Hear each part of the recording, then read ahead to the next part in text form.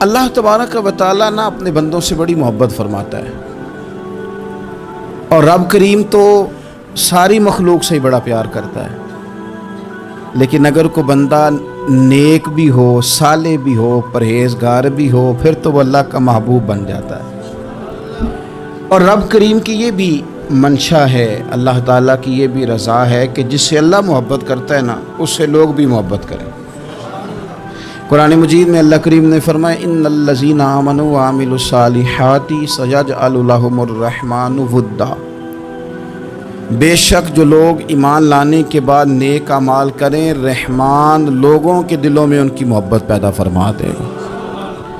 صحیح بخاری اور صحیح مسلم میں حدیث ہے، نبی پاک علیہ السلام فرماتے ہیں جب اللہ تعالیٰ کسی بندے سے محبت کرتا ہے تو حضرت جبریل امین علیہ السلام کو بلاتا ہے، اور بلا کر کے فرماتے ہیں جبریل میں فلاں آدمی سے محبت کرتا ہوں، آسمان دنیا پہ اعلان کر دو کہ سارے لوگ اس سے محبت کریں۔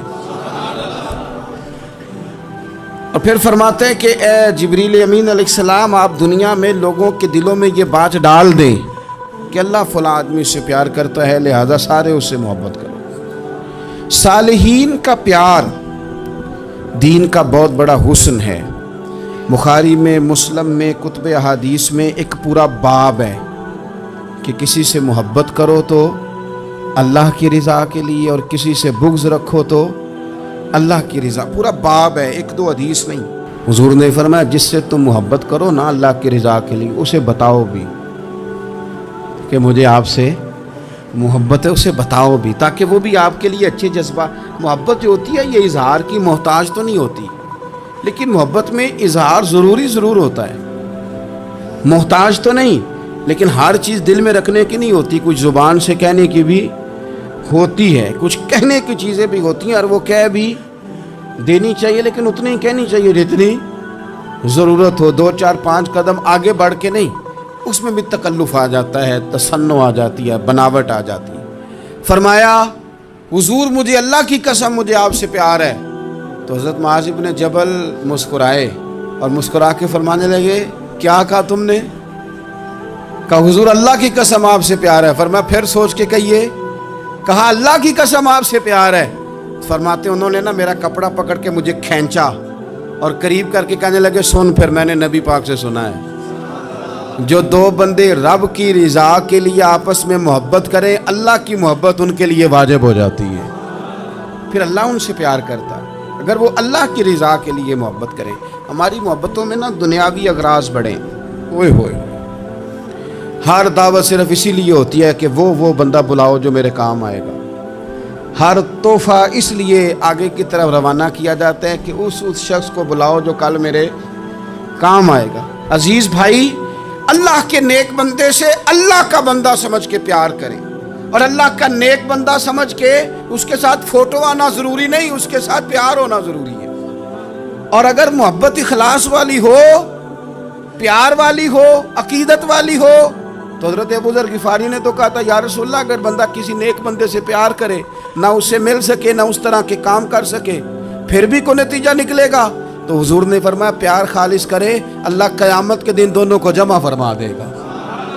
جو جس سے محبت کرے گا صبح قیامت اسی کے ساتھ ہوگا۔ شاید اسی لیے کسی پنجابی کے شاعر نے کہا تھا کہ اساں جے ہاں گناہیاں دا جدوں اعمال نامہ پھرول ہوئے، ذرے ذرے نے سامنے آ جانا ہے، جو جو منہ تھی بولیا بول ہوئے، اساں بھی کول حضور دے بیٹھ رہنا ہے، لکھ عمل ترکڑی تول ہوئے، اودوں کولوں کی رب نے حساب لینا جڑا بیٹھا ہی محمد دے کول ہو۔ تو اللہ کے بندوں سے اللہ کی رضا کے لیے پیار کریں، اس میں للہیت پائی جائے، للہیت ہو، اس میں کوئی اور نہ ہو، بندہ ہو اور اللہ کی رضا ہو، یعنی درمیان میں رب ہو، اور تیسرا وہ شخص ہو۔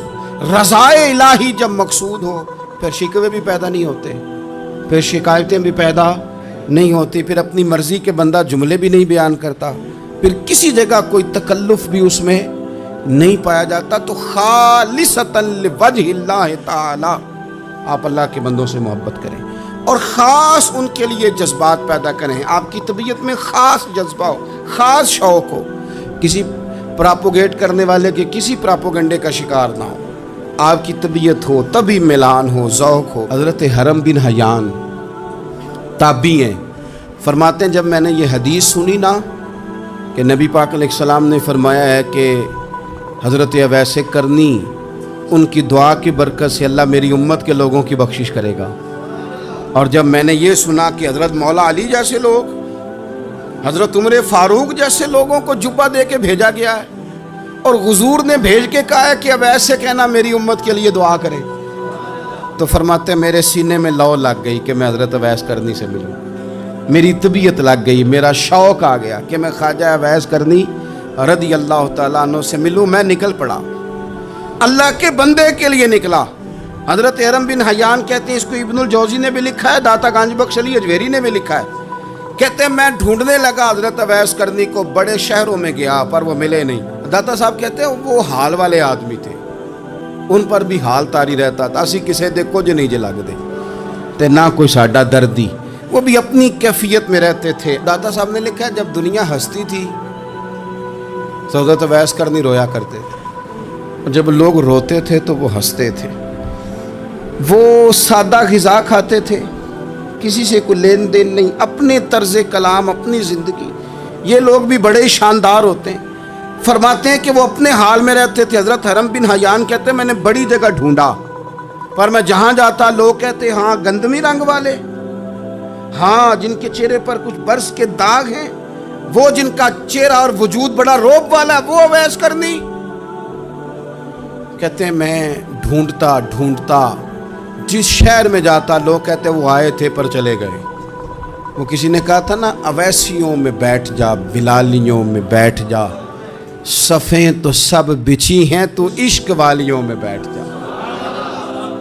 فرماتے میں وہ صفیں تلاش کرتا ڈھونڈتا، نہ ملے مجھے، بالآخر میں عراق پہنچ گیا۔ نہر فرات کے کنارے ساری دنیا سے علیحدہ ہو کے وضو کر رہے تھے، کہتے ہیں میں پیچھے کھڑا ہوں، میں نے جا کہا السلام علیکم، تو حضرت اویس کرنی چہرہ اٹھا کے کہنے لگے وعلیکم السلام حرم بن حیان۔ تو میں نے کہا حضور آپ مجھے جانتے ہیں؟ فرمانے لگے عرفت روحی من روحی کا، میری روح تیری روح کی جاننے والی ہے۔ کہتے ہیں میں نے کہا حضور کو نصیحت کر دیں، تو فرمانے لگے پہلی نصیحت تو یہ ہے کہ آج کے بعد مجھے ملنے نہ آنا، میں نہیں پسند کرتا، میں تنہا رہنا چاہتا ہوں، مجھے نہیں شہرت اچھی لگتی، میرا نہیں دل کرتا لوگ میرے پیچھے بھاگیں، آج آیا ہے آج کے بعد نہ آنا، بس چھوڑ دے مجھے میرے حال پہ، میں اپنی زندگی اپنے حساب کے مطابق گزارنا چاہتا ہوں، تو آج کے بعد نہ آنا۔ اور پھر فرمانے لگے اگلی نصیحت یہ ہے کہ جو رب نے تجھے دے دیا ہے نا اس پہ راضی ہو جا، اگر اس پہ راضی نہیں ہوگا تو تکلیف میں رہے گا۔ فرماتے میں نے پھر کہا میرے لیے دعا کر دے، تو انہوں نے ہاتھ اٹھائے، کہنے لگے یا اللہ میری اور اس کی جنت میں ملاقات کرا دینا۔ انہوں نے چہرے پہ ہاتھ پھیرے اور فرمانے لگے اب تو جا، میں کوشش کروں گا تجھے دعاؤں میں یاد رکھوں، تو بھی کوشش کرنا مجھے دعا میں یاد رکھنا۔ فرماتے ہیں یہ کہتے کہتے نا وہ رستہ بدل گئے، اور گلی کا کونا وہ جب مڑے تو پھر میں ڈھونڈتا رہا، دوبارہ زندگی بھر ملے نہیں، لیکن میرا پیار سچا تھا، وہ مجھے ویسے تو نہیں ملے پر خواب میں کئی دفعہ مل جاتے ہیں، اور خواب میری وچ بھی آیا ماہی، تو میں پھر وہ گل وچ پا لئیاں باواں، تے ڈر دی ماری اکھ بھی نہ کھولا کتے پھر بچھڑ نہ جاواں۔ فرماتے مجھے محبت ہو گئی، خواب میں زیارت ہو جاتی۔ اب ہوتا یہ ہے کہ ہمارے زمانے میں کچھ لوگ تو بیچارے ویسے ہی بڑے بعض چیزوں سے آوازان ہیں، ان کی طبیعتیں ویسے ہی بڑی تلخ ہیں، بڑی ترش ہیں، وہ ویسے ہی ذرا دنیا سے ہٹ کے چلنا چاہتے ہیں، ان کا مزاج ہے۔ وہ کیا کرتے ہیں کہ وہ بدگمانیاں پیدا کرنا، سوسائٹی کے اندر بری سوچوں کا فروغ دینا اپنے لیے وہ ضروری سمجھتے ہیں اور اپنی ذمہ داری سمجھتے ہیں۔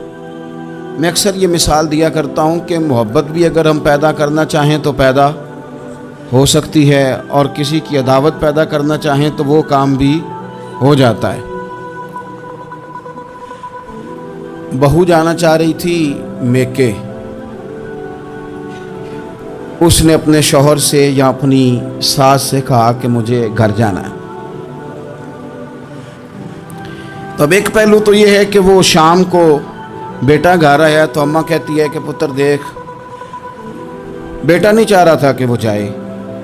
تو اماں اس کی ذہن سازی کرتی ہے، کہتی بیٹا دیکھ، تو ہر وقت اپنی ماں کے پاس رہتا ہے، باپ کے پاس رہتا ہے، بہن بھائیوں کے پاس رہتا ہے.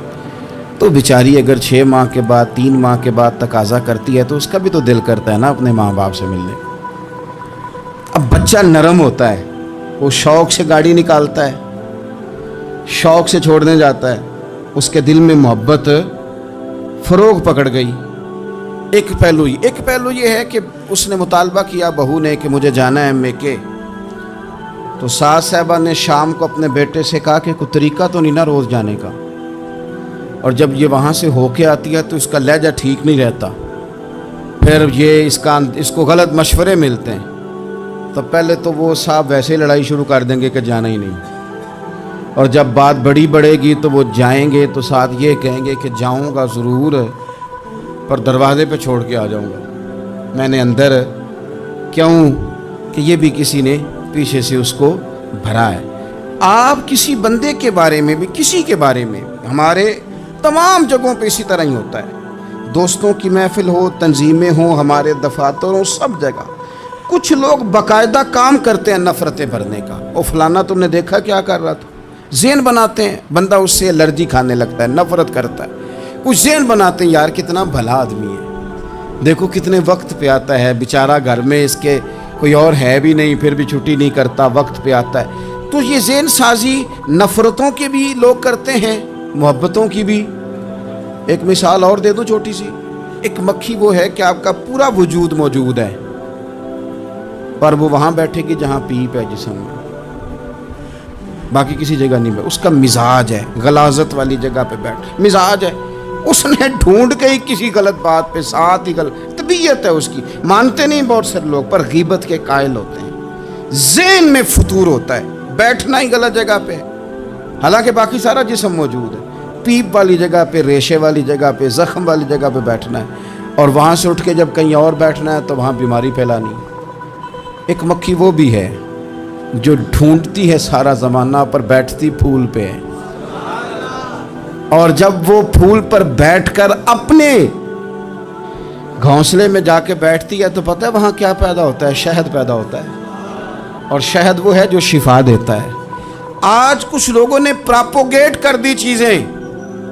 ولی کیا ہوتے ہیں، درویش کیا ہوتے ہیں، صوفی کیا ہوتے ہیں، قرآن پاک پڑھو، نماز پڑھو، عبادت کرو، ختم ہو گئی بات.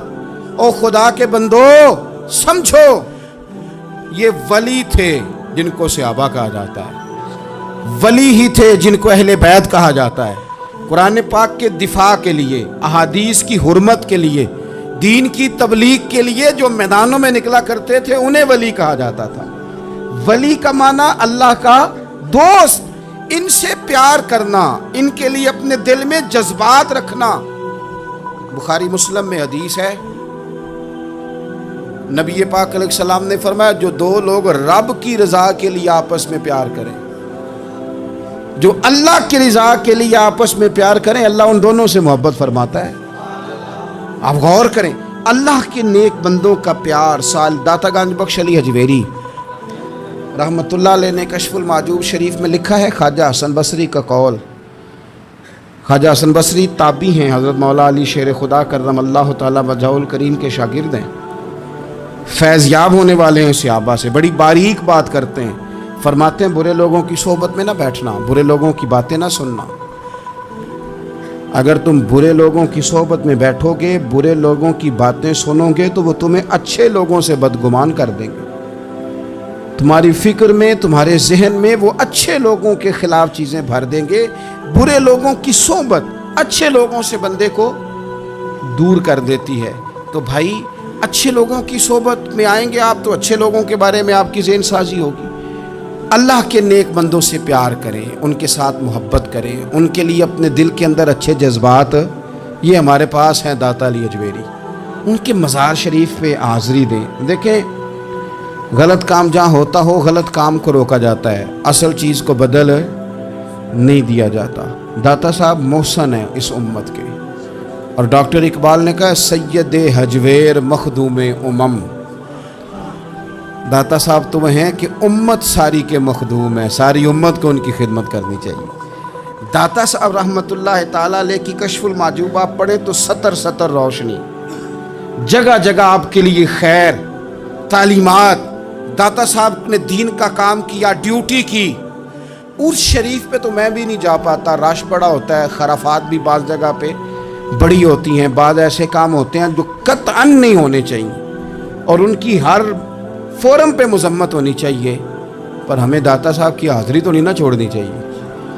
ہمیں تو کوشش چلے عرس سے پہلے یا عرس کے بعد، میری اپیل ہے ضرور جائیے گا، اور جا کے نا تو ضروری نہیں کہ آپ کوئی خاص دل کے اندر بات ہی لے کے جائیں۔ آپ داتا صاحب جا کر صرف اتنا کہیں کہ حضور آپ نے جو دین کی خدمت کی، ہم تو اس خدمت پر آپ کو سلامی دینے آئے ہیں، ہم تو صرف سلام کرنے ہیں کہ آپ نے کمال نوکری کی دین کی۔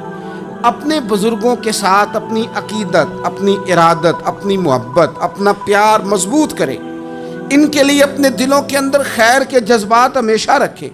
صحابہ کرام کے لیے، اہل بیت اطہار کے لیے، امام بخاری کے لیے، امام مسلم کے لیے، صوفیاء کے لیے، حضرت غوث پاک جیلانی کے لیے، خواجہ معین الدین اجمیری کے لیے، حضرت بہاؤالحق نقش بند بخاری کے لیے، حضرت سیدنا داتا علی اجمیری کے لیے، حضرت پیر سید مہر علی شاہ کے لیے، امام احمد رضا کے لیے، علیہم الرحمہ۔ اچھے جذبات ہو، اچھا ذہن ہو، اچھا گمان ہو، آپ کی طبیعت چاہے کہ آپ ان لوگوں کی تعلیمات پڑھیں، جو طرز حیات انہوں نے اختیار کیا اس طرز حیات پر ہم بھی عمل کریں، ہم بھی اپنی زندگی اسی طرح سنت اور شریعت کے مطابق گزاریں جو ان لوگوں کا نہج اور ان لوگوں کا طریقہ تھا۔ الترغیب و ترہیب میں نا ایک روایت موجود ہے، ایک تابعی بزرگ ہیں حضرت ابو ادریس خولانی رضی اللہ تعالی، وہ کہتے ہیں میں دمشق کی جامع مسجد میں داخل ہوا تو میں نے دیکھا کہ ایک نوجوان، بالکل کالی داڑھی لیکن بڑے خوبصورت چمکتے ہوئے دانت ان کے، لوگ ارد گرد کافی سارے بیٹھے تھے، مختلف مسائل پہ بات کر رہے تھے۔ جب لوگ الجھ جاتے نا اور کسی مسئلے میں ان سے کام آگے نہ بڑھ پاتا تو وہ پھر اس نوجوان کی طرف رجوع کرتے اور وہ جوان دو چار باتوں میں فوراً مسئلہ حل کر دیتے۔ کہتے میں نے ایک شخص سے پوچھا یہ کون ہے اتنی نورانی شخصیت؟ تو کہتے ہیں مجھ سے کہنے لگے آپ نہیں جانتے، یہ تو صحابی رسول حضرت معاذ ابن جبل رضی اللہ تعالیٰ، یہ تو نبی پاک صلی اللہ علیہ وسلم کے صحابی حضرت معاذ بن جبل ہیں۔ کہتے ہیں میری طبیعت نہ لگ گئی ان کے ساتھ، میرا ان کے ساتھ دل کا لگاؤ ہو گیا، محبت ہو گئی، شوق ہو گیا۔ ہم نے چونکہ اولیاء کو، صوفیاء کو، صحابہ کو، اہل بیت کو اس طرح لوگوں کے سامنے پیش نہیں کیا، اس لیے ہمارے بچوں نے آئیڈیل بنایا ہے نئے دور کے فیشن کو۔ ہماری آنے والی قوم کسی امیر ترین شخص کو آئیڈیل بناتی ہے، پھر وہ سارے غلط ملت رستے اختیار کر کے وہاں تک جانا چاہتی ہے، وہاں جو آدمی کھڑا وہ کسی بھی صورت میں اپنے آپ کو فیمس کر کے دنیا کے سامنے لانا چاہتی ہے، چاہے انہیں کسی طرح کا بھی کوئی روپ دھارنا پڑے۔ یاد رکھ لیں اور سمجھ لیں اس بات کو، اگر ہم ان لوگوں کی سیرت کو، سوانے کو اپنے گھروں تک لے آئیں تو آپ یقین کریں کہ ہماری نسل کے بچنے کا بہت بڑا یہ ذریعہ بن جائے۔ اب جوان ہے یہ بھی لیکن امت کے مسائل حل کر رہے ہیں۔ حضرت ابو ادریس خولانی کہتے ہیں مجھے ان کی یہ طبیعت دیکھی تو پیار ہو گیا ان سے۔ اس دن تو رش بڑا تھا، میں نے سوچا کہ کل جلدی آؤں گا اور ان سے ملاقات کروں گا۔ کہتے ہیں میں اپنی طرف سے سب سے پہلے مسجد میں پہنچا، لیکن حضرت معاذ ابن جبل تو مجھ سے پہلے مسجد میں موجود تھے اور وہ نفل پڑھ رہے تھے۔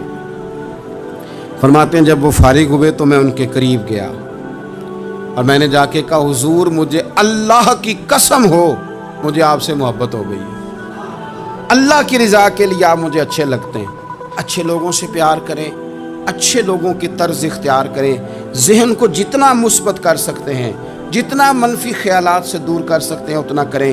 اپنی اصلاح اسی وقت ہوگی جب آپ کسی اصلاح والے کے قریب بیٹھیں گے، اچھے لوگوں کی سنگت اختیار کریں گے، اچھے لوگوں کی طرف آپ سفر کریں گے، پھر آپ محسوس کریں گے کہ بڑی ساری آسانیاں اللہ تعالیٰ نے ہمارے لیے پیدا کی ہیں۔ رب تعالیٰ ہمیں سمجھنے کی توفیق عطا فرمائے۔